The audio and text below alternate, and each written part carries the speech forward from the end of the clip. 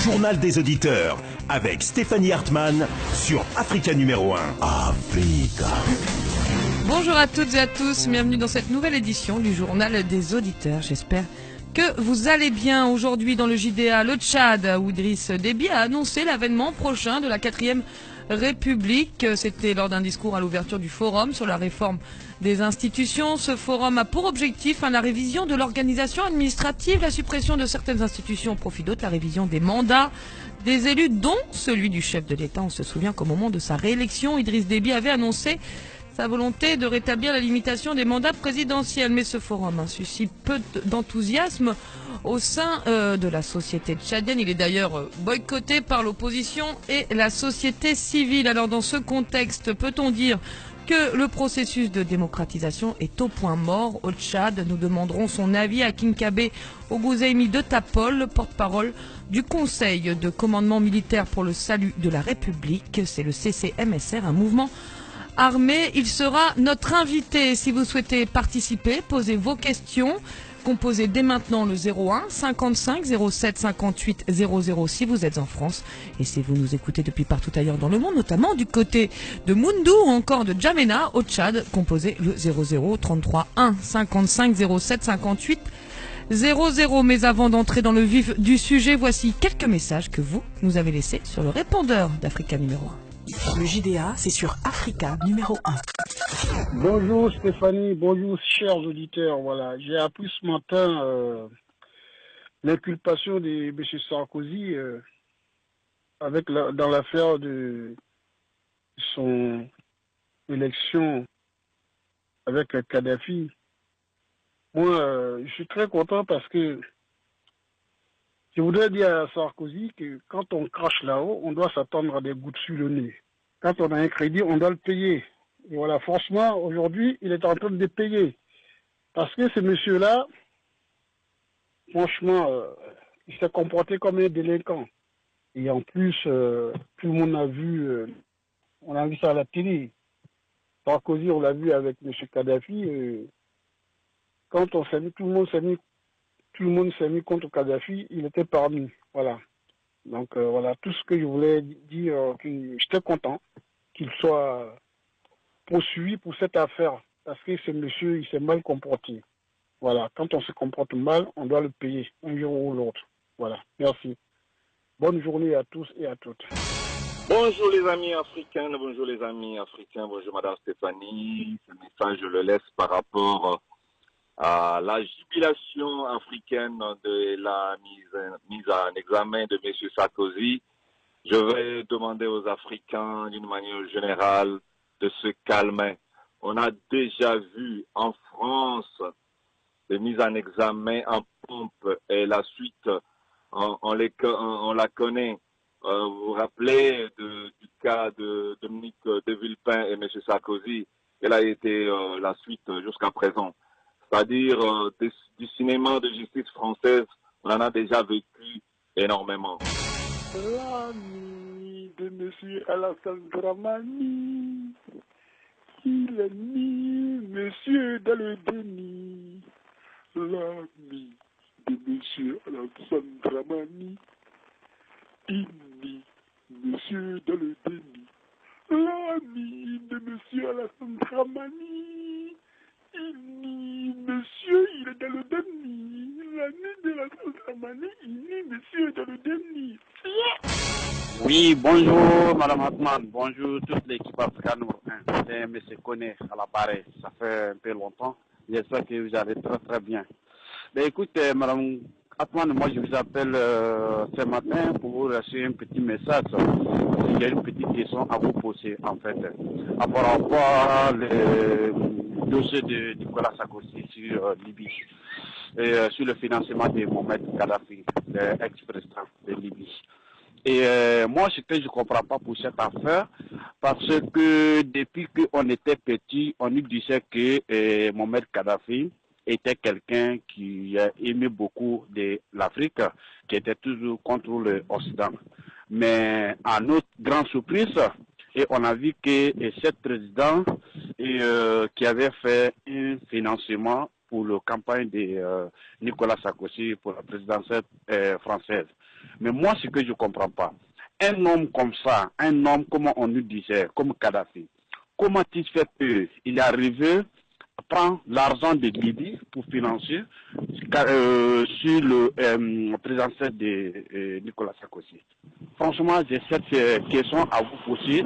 Je ne sais pas à qui on doit le faire confiance. Je ne sais pas comment on doit faire nos États africains, comment l'Afrique, où on va. Moi, j'ai cette question. S'il y a un auditeur qui peut me répondre à cette question. Merci, Madame Antoine. Que Dieu te bénisse. Merci, ciao. Prenez la parole dans le JDA sur Africa numéro 1. Africa. Merci à tous pour vos messages. On aura peut-être l'occasion de revenir demain dans la libre antenne sur la mise en examen de Nicolas Sarkozy. Aujourd'hui, dans le journal des auditeurs, on ne va pas très loin de la Libye puisqu'on va parler du Tchad. La lutte armée peut-elle relancer le processus de démocratisation au Tchad? Pour en parler, nous recevons dans ce studio Kinkabe Oguzemi de Tapol, le porte-parole du Conseil de commandement militaire pour le salut de la République. C'est le CCMSR, un mouvement armé. Monsieur Oguzemi de Tapol, bonjour. Bonjour. Merci beaucoup d'être venu jusqu'à nous. Je dois dire que vous avez été également secrétaire général dans le dernier gouvernement d'Hissène Habré, membre d'un autre mouvement armé, l'UFDD, il me semble. Exactement. Alors depuis plusieurs années, votre mouvement et d'autres profitent notamment du chaos en Libye pour s'installer dans le sud du pays. Certains de vos membres d'ailleurs ont été arrêtés, je crois, il y a quelques mois par les troupes du général Haftar. Même vos positions ont été bombardées, je crois aussi, il y a quelques jours. La première question sera celle-ci, Monsieur Oguzemi de Tapol. Dans une région où les armes circulent déjà beaucoup, est-ce que vous n'avez pas l'impression d'ajouter du chaos au chaos? Non, justement pas. Nous n'ajoutons pas le chaos au chaos. Nous sommes là parce que toute organisation militaire rebelle a besoin quand même d'une base arrière.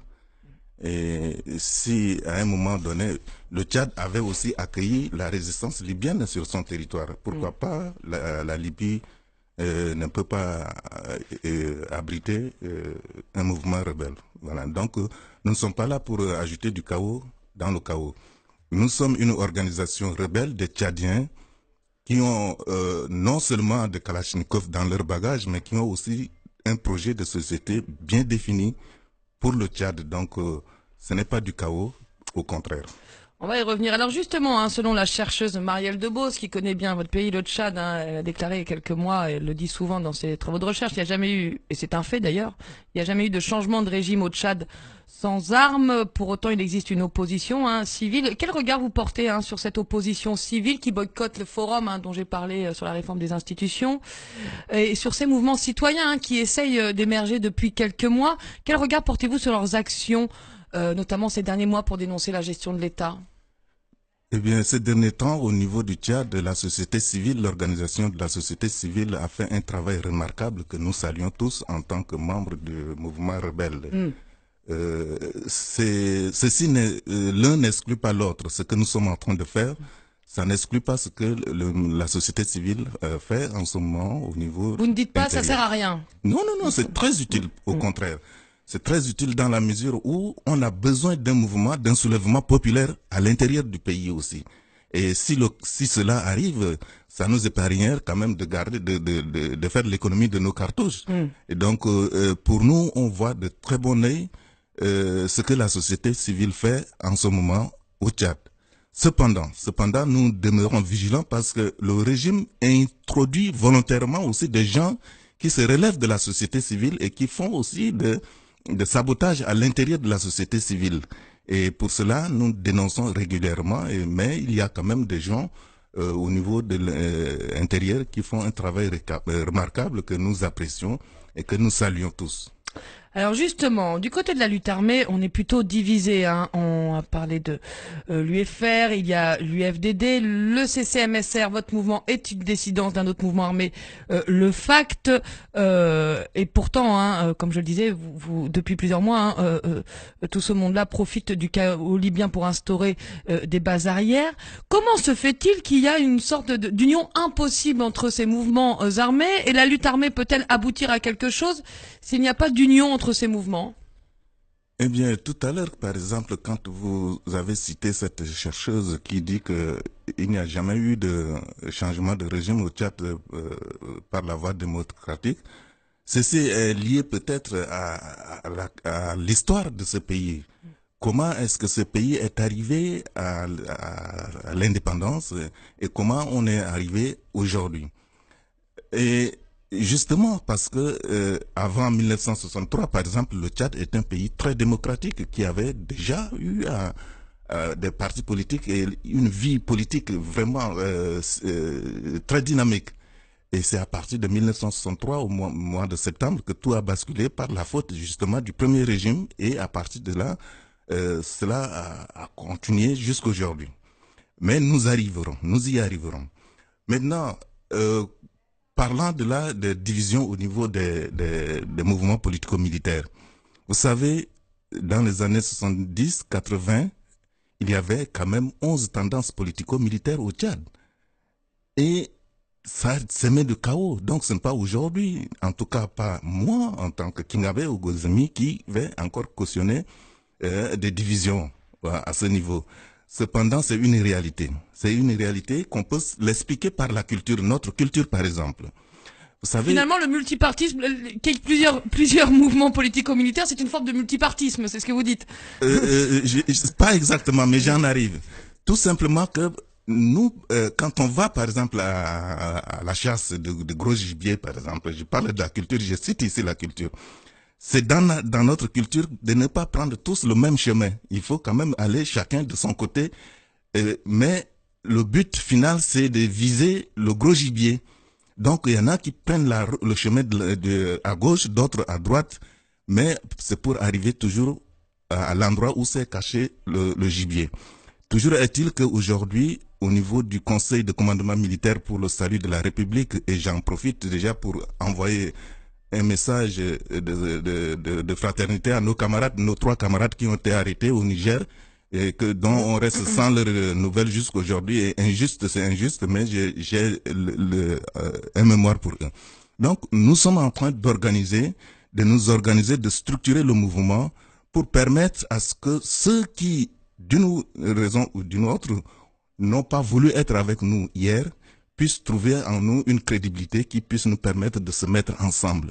Donc c'est un objectif que nous n'oublions jamais un seul jour. Pour perpétuer, continuer la métaphore de la chasse, vous avez parlé de gros gibier, qu'on soit bien clair. Je vais pas perpétuer d'ailleurs la métaphore, mais l'union est nécessaire pour attraper ce gros gibier. Je reviens à 2008, ça fait maintenant 10 ans hein, que plusieurs mouvements rebelles ont essayé de descendre, ont réussi quasiment de descendre sur la capitale Djamena, et ça a marché parce que l'UFDD, l'UFR étaient réunis, unis. Nous sommes bien d'accord? Exactement. Et vous voyez, il peut pas y avoir de changement de régime sans union des mouvements armés. L'union est là, l'union va venir. Vous savez, au début, en 1940 par exemple, il y avait plusieurs mouvements de la résistance française. Et ça a commencé avec beaucoup de difficultés, mais après ils ont quand même réussi à organiser, à unifier la résistance pour arriver là. Peut-être que l'allusion est trop forte, mais quand même pour nous, en tout cas, nous savons que ça fait partie des difficultés de l'œuvre humaine. Nous pouvons arriver certainement à nous unifier, sans aucun doute. On parlera dans quelques instants. On va donner la parole à nos auditeurs, notamment ceux qui nous écoutent du côté du Tchad, et on reviendra. Hein, c'est un peu le sujet au cœur de ce journal des auditeurs. Si la lutte armée a encore un avenir et comment, ce qu'on a vu d'autres situations dans d'autres pays où finalement il y a un changement de pouvoir par la lutte armée, on voit les difficultés après à rendre civil ce pouvoir et à le démocratiser.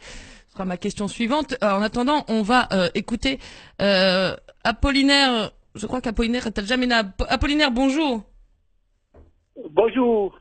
Bonjour Apollinaire, merci d'être avec nous. Alors vous n'êtes peut-être pas entendu, mais je crois que vous avez compris que nous étions avec Monsieur Kinkabe Oguzemi de Tabol. Vous connaissez le CCMSR, j'imagine, Apollinaire? Oh oui, je connais très bien ce monsieur. Alors, on parlait vous avez évoqué le forum. Pour vous, vous avez vous attendez rien de ce forum qui s'est ouvert lundi à Djamena sur la réforme des institutions. Si vous n'attendez rien de ce forum, est-ce que vous attendez quelque chose de la lutte armée au Tchad? Oui, madame, vraiment, je suis par rapport à ce forum. Je pense que ce n'est même pas l'attente de la population tchadienne.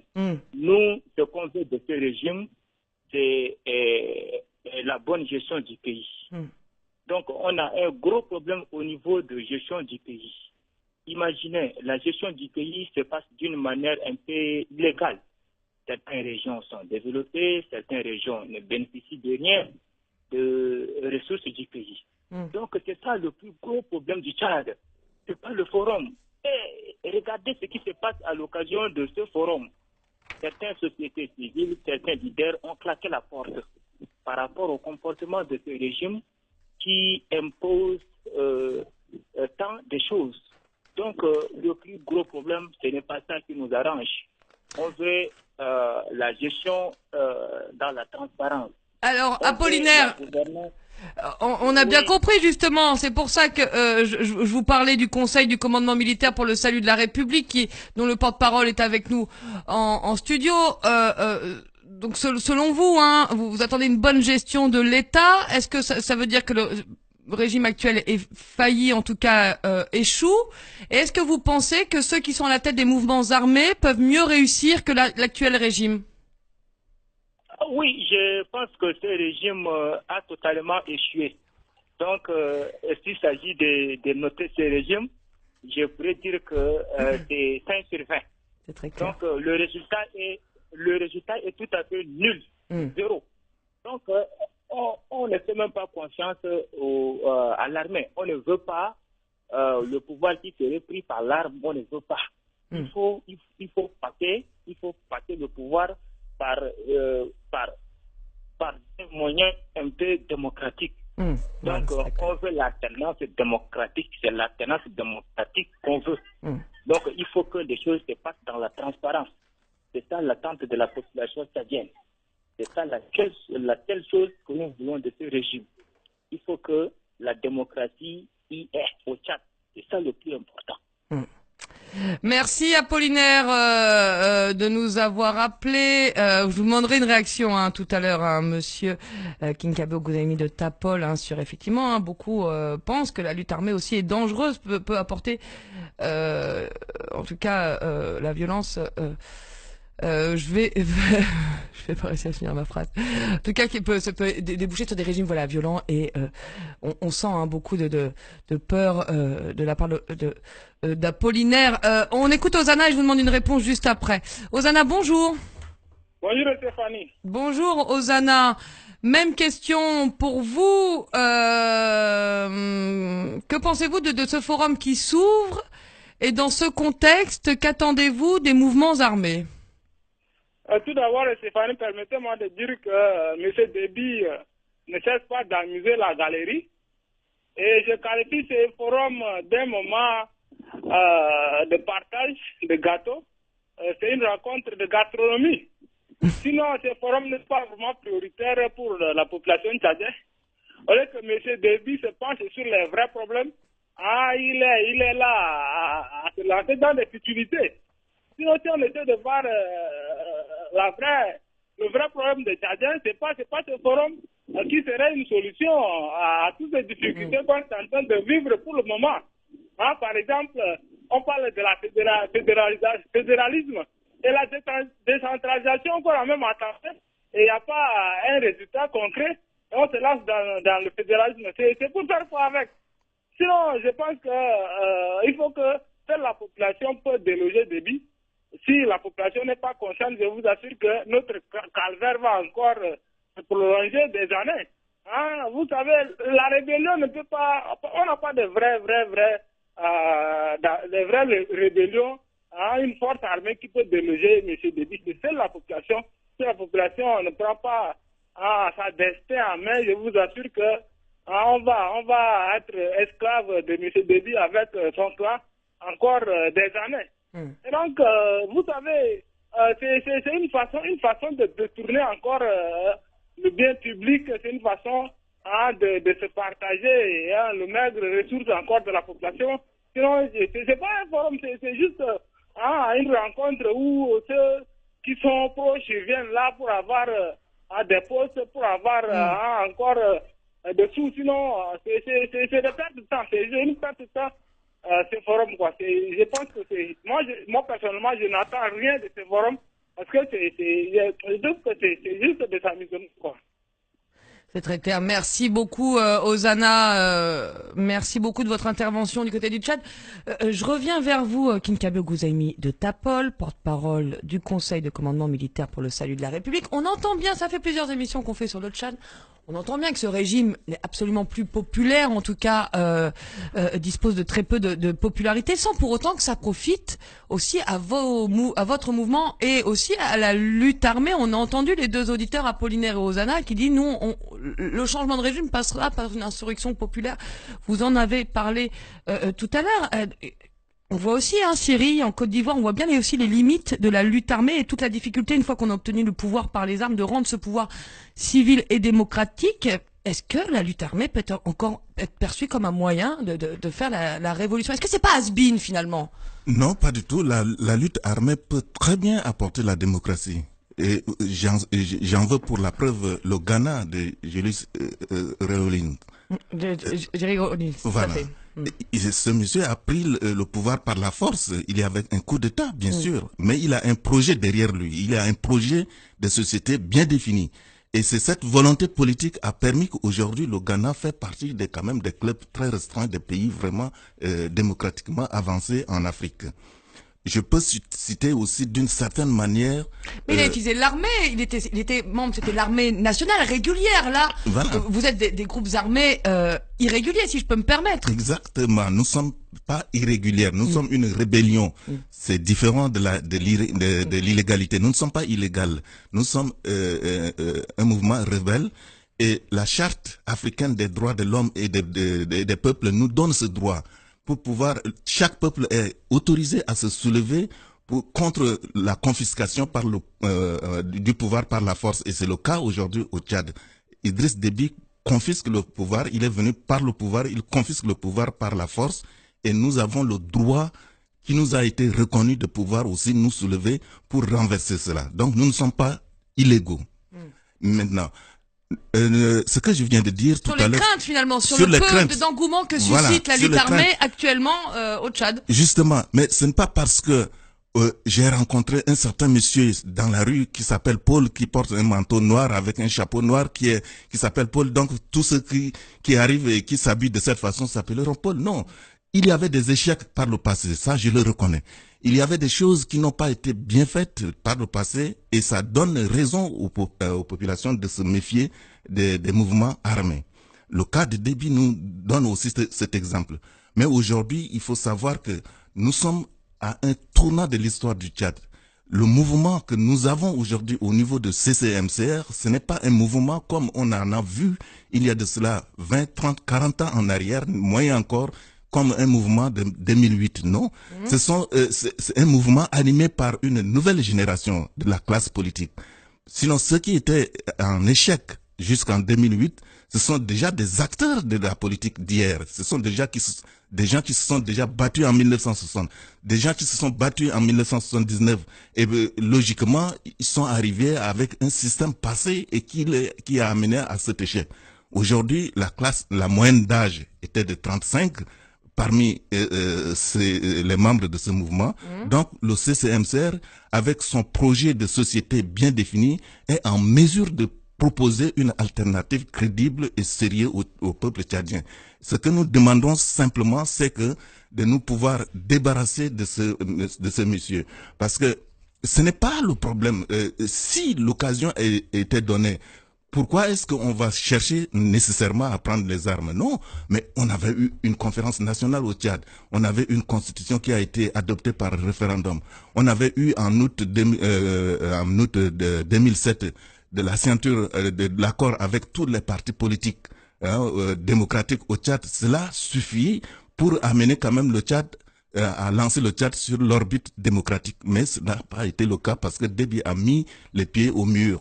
Donc pour lui, c'est de s'éterniser au pouvoir et il utilise la violence. Je vous dis une chose, depuis 2008, il n'y avait pas la guerre au Tchad, mais il y avait toujours des Tchadiens qui ont été tués par la milice de Déby.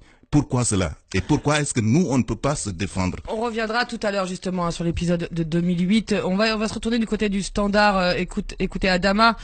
Et on écoutera un Tchadien bien connu, Abdelkarim Koudougoumi, très impliqué ici en France. Adama, bonjour.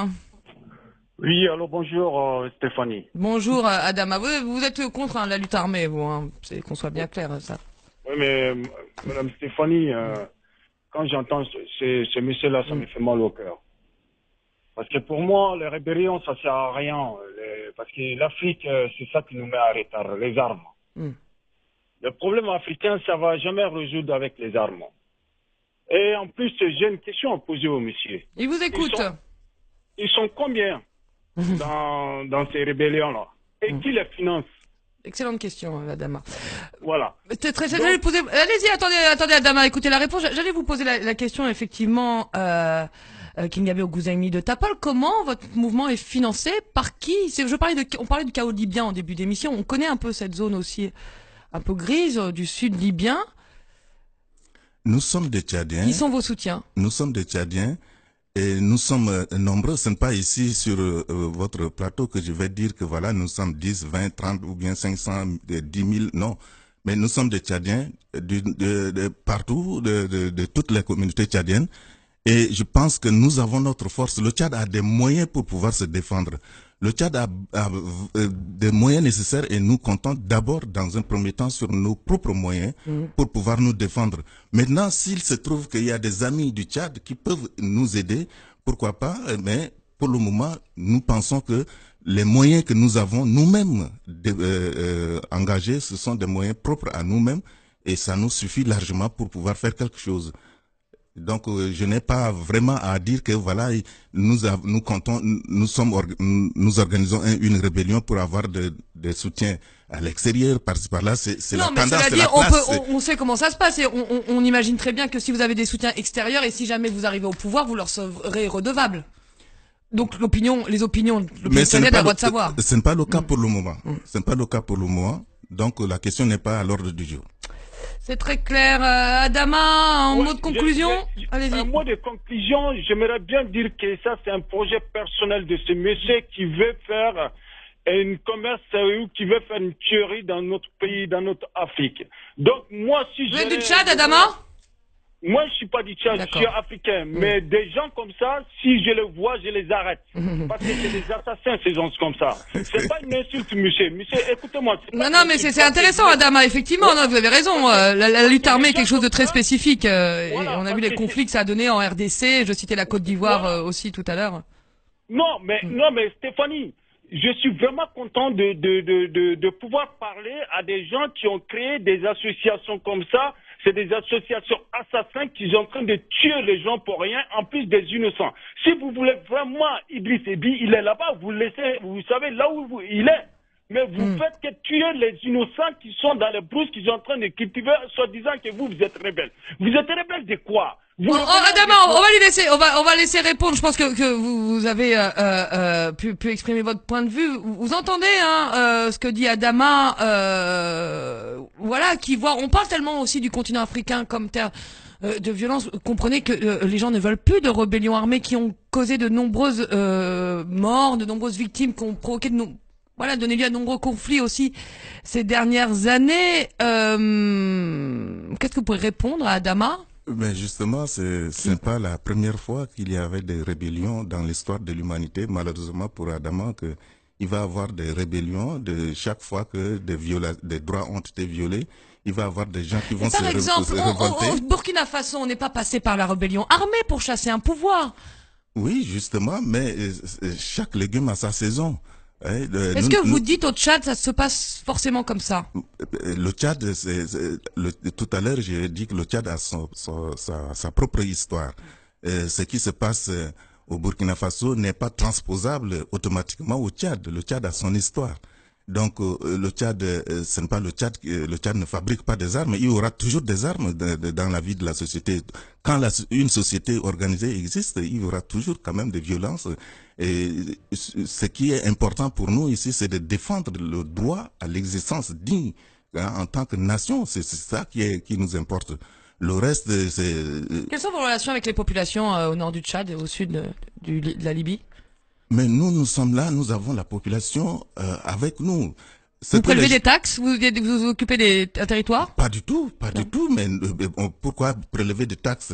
On voit ça en Centrafrique, par exemple. Voilà, mais nous ne prélevons pas de taxes. Nous sommes une organisation bien structurée, qui a une idéologie bien établie, qui a un programme de société bien structuré, bien réfléchi.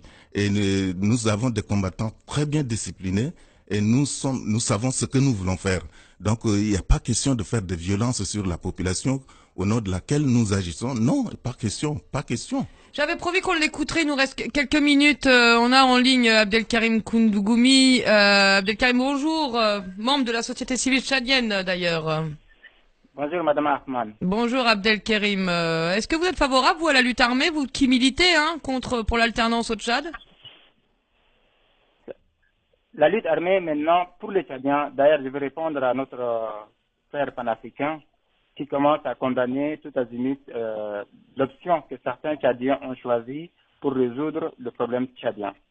Avant de condamner, il faut d'abord essayer de comprendre pourquoi les citoyens ont décidé d'avoir recours à la violence et aux armes pour défendre leur liberté. Ça ne sert à rien de condamner que cette option si ces mêmes messieurs et d'autres qui se disent panafricains, qui sont restés silencieux face à cette répression qui se passe au Tchad. Pourquoi on n'a jamais entendu les Africains se lever, soutenir la société civile, soutenir les mouvements citoyens quand on abat à balles réelles les jeunes enfants qui manifestent dans la rue, quand on arrête les opposants, quand on assassine les leaders de l'opposition tchadienne? Pourquoi ces gens-là ne disent rien? Alors, cher monsieur Adama et les autres Africains, comprenez bien. Les Tchadiens, après 27 ans de pouvoir tyrannique, sont arrivés à un moment où c'est monsieur qui est au pouvoir aujourd'hui a imposé le choix que les Tchadiens utilisent pour leur libération. Idriss Déby confisque le pouvoir par les armes. Alors, si les Tchadiens ont essayé les urnes pendant 5 fois, ils ont essayé les urnes, ça n'a pas marché. Idriss Déby a volé. Ils ont essayé la mobilisation citoyenne. Aujourd'hui, on n'a même pas le droit de manifester au Tchad. On n'a même pas le droit de... On entend... Donc, finalement, les gens qui jugent disent que voilà, les armes, on n'en veut pas, eh bien, d'abord commencer à soutenir le peuple dans sa lutte et après venir juger ceux qui ont choisi de ne pas prendre poire à Déby. C'est très clair, Abdelkarim Koundougoumi, on entend bien votre avis. Cela dit, peut-être que prendre l'exemple, c'est peut-être pas la dernière solution, mais puisqu'on a bien l'impression que c'est plutôt une tradition. Au Tchad, j'avais une dernière question, il nous reste à peine une minute. Ma dernière question est celle-ci. On se souvient, en 2008, c'est avec l'aide de l'armée française que les différents mouvements armés qui descendaient sur N'Djamena ont été arrêtés. Est-ce que aujourd'hui, alors que le Tchad d'ailleurs est très impliqué dans la lutte contre le terrorisme, combattre l'armée tchadienne, c'est aussi combattre l'armée française sur le terrain? Combattre l'armée tchadienne, c'est combattre l'armée française, je ne dirais pas forcément ça. La France a ses intérêts au Tchad, nous sommes conscients de ses intérêts. Ce n'est pas à nous de remettre en question les intérêts du Tchad par rapport à la France ou bien les intérêts de la France par rapport au Tchad. Ce que j'ai à dire, c'est que les intérêts des peuples tchadiens ne sont pas incompatibles avec des intérêts des Français. Donc la France, j'invite la France à réfléchir. La démocratie, la liberté au Tchad n'est pas contre les intérêts français. Avec Déby ou pas, la France est toujours la bienvenue au Tchad. Merci beaucoup d'être venu jusqu'à nous. Je vais retrouver ma fiche. Monsieur Kinkabe Ogouzomi de Tapol, je m'excuse, vous avez un nom particulier que j'ai du mal à retenir, vous m'excuserez. C'est moi qui vous remercie. Merci à vous. Vous étiez, et vous êtes toujours d'ailleurs le porte-parole du Conseil de commandement militaire pour le salut de la République, un mouvement rebelle. Merci beaucoup d'être venu jusqu'à nous. Merci aux auditeurs qui ont participé. J'invite peut-être les autres à s'inscrire pour la libre antenne de demain. En effet, demain, ce sera déjà vendredi. Nous pourrons revenir sur les sujets de votre choix. N'hésitez pas à vous inscrire en envoyant un mail à jda@africa1.com. En attendant de vous retrouver demain, prenez soin de vous.